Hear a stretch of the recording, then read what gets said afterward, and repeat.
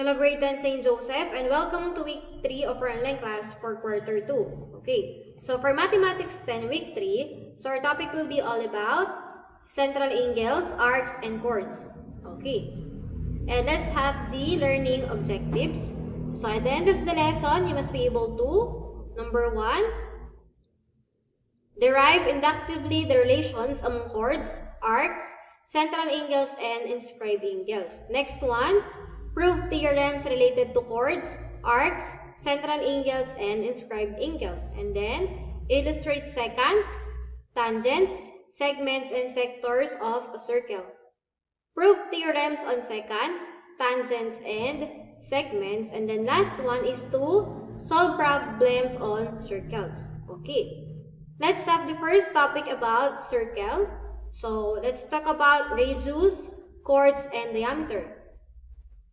Okay, when we say radius, it is a segment having the center and a point on the circle as its endpoints. Okay, so in a radius, we have here 2 points. Okay, the first point will be the center of the circle, and then the second one will be on the circumference of the circle.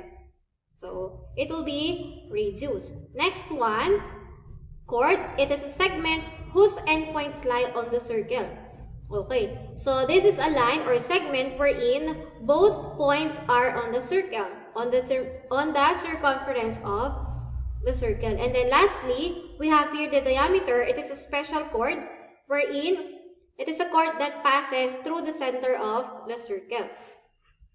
Okay, so let's have examples. So I have here given illustration of a circle. We can name this circle using its centers. Therefore, the name of this circle will be circle P because the center is P. Okay, so let's identify the different segments that can be found within this figure. Okay, so there are different radius. Okay, so the plural form for radius will be radii.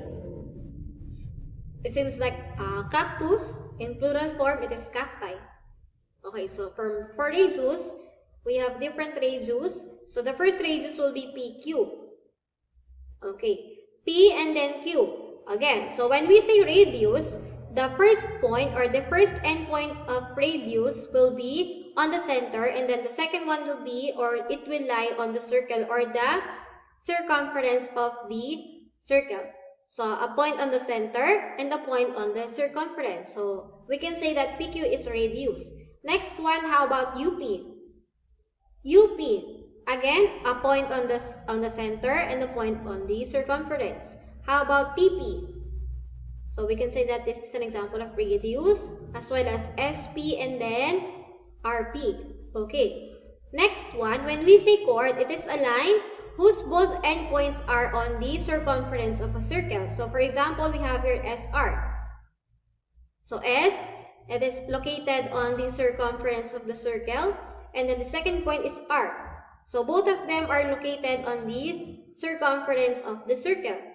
Next one, SU. So line segment is U. So again, it is both endpoints are located on the circumference. Next one, we have here RT. So RT, and then UT. Okay. For the diameter, so as I have said a while ago, when we say diameter, it is a special chord wherein it passes through the center of the circle. So the examples of diameter will be the first one, which is SU. So S and then U. It is a chord where it passes through the center, which is P. So the other one will be RT. So endpoint, it lies on the circumference and it passes through the center, and then the other point or the other endpoint will be on the circumference. So it is an example of a diameter. Okay. So the next definition will be the central angle.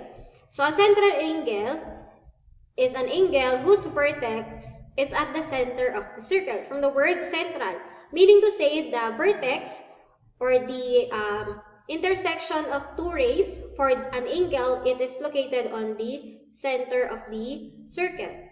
And then when we say arc, it is an unbroken part of the circle, consists of all points on a circle between two given points. So we have different We have here an arc. So it is a broken part of a circle. So arc. So it is a curve within the circumference of the circle. Okay, so let's have examples. So based on the illustration, we have here three different central angles. For example, we have here QPR. So the middle letter will be the center of the circle. So for example, this one, the center or the name of the circle will be center P, or circle P rather, and then the center will be P. So the middle letter will be the center. So that's why we can say that the given angle is a central angle because the middle letter is the center, or the vertex is at the center. So QPR, we have here Q, P, and R. So we can say that this is a central angle because the middle letter is the center, which is P, and then the vertex is the center as well. And then QPT, QPT, and then lastly RPT. Okay, so all of them are examples of central angle. So as well as YVX because the vertex is at the center. And then we have here also YVX within this one. We have two types of YVX on this illustration. And then next one, we have here arc. So when we say arc, it is a broken part of a circle. So for example, QT. QT. So this curve will be, or it is an example of a curve which is known as an arc. And the next one is RST. RST. So we have three letters for this arc, or arc RT. We can say that it is also known as arc RT. And then arc QR. Okay. QR. And then arc XY. Arc XYZ. XYZ. So this will be the different examples of arc.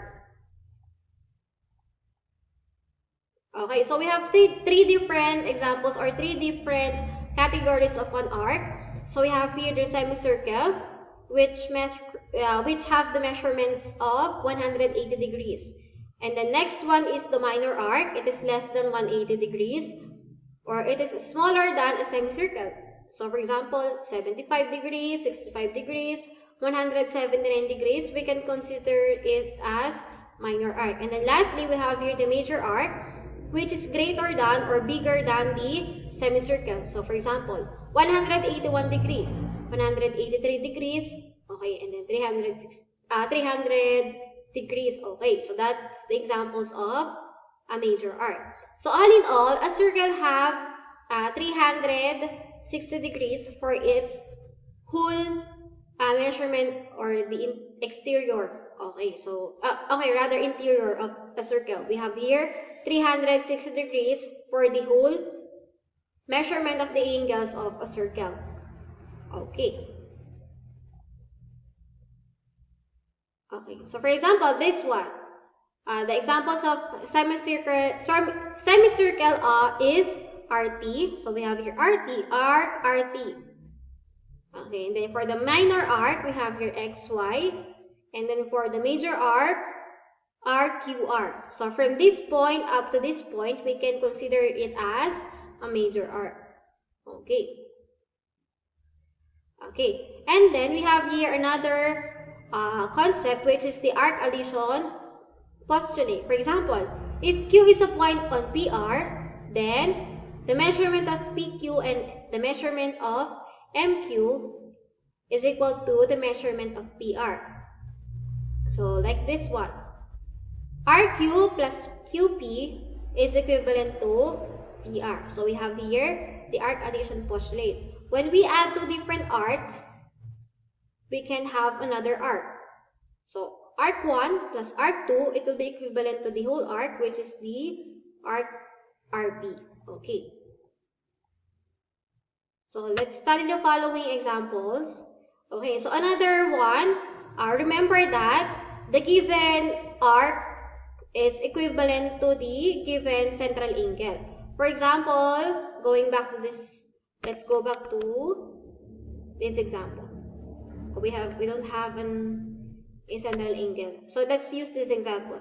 For example, this is a central angle, COD.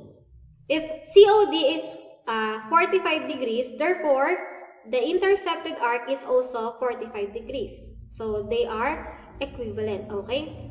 So, again, they are equivalent. For example, this one is 180 degrees, angle DOA. So, it's 180 degrees. So, therefore, arc AD is also 180 degrees because they are equal. Okay, so let's study this circle. Okay, in circle O, AD is a diameter, so determine just by looking if each given arc below is a semicircle, a minor arc, or a major arc. So then find each measurement. Okay, so let's study or let's find the value of arc AB. Okay, so as I have said a while ago, for example, this one, angle BOA is equivalent to 55 degrees. So therefore, the intercepted arc will be, okay, so it has the same measurement as the angle, so that's why it will be 55 degrees as well. Okay, next one we have here arc AC. So arc AC, so this arc. So what will be the measurement? 55 plus 100, all in all we will have 155 degrees for the measurement of this one. We just need to add arc AB and then arc BC. Okay, next one. We have here a semicircle which is arc EAD, AED. So AED, so since we already know that it is a semicircle because it is an intercepted arc within a diameter, so that's why the measurement will be 180 degrees. Next one. We have here CD. So what will be the measurement of CD? Okay, we already know that this measurement is 55 degrees and then this one is 100 degrees. But the totality will be 180 degrees. So all we need to do is to add the two givens and then subtract it to 180 degrees and then the answer will be this arc. So 100 plus 55, the answer will be 155. And then 180 minus 155. So that's why we have here 25 degrees as the measurement of arc CD. And then lastly, we have here arc CDA. Okay, CDA. So what do we need to do? So since we already know that arc CD is 25 degrees and then this one is a semicircle, so we have here 180 degrees. So 180 plus 25, all in all we have, okay, so 205 degrees as the measurement of arc CDA. Okay, so that will be all for this video and see you in my next video, which will be all about the inscribed angles.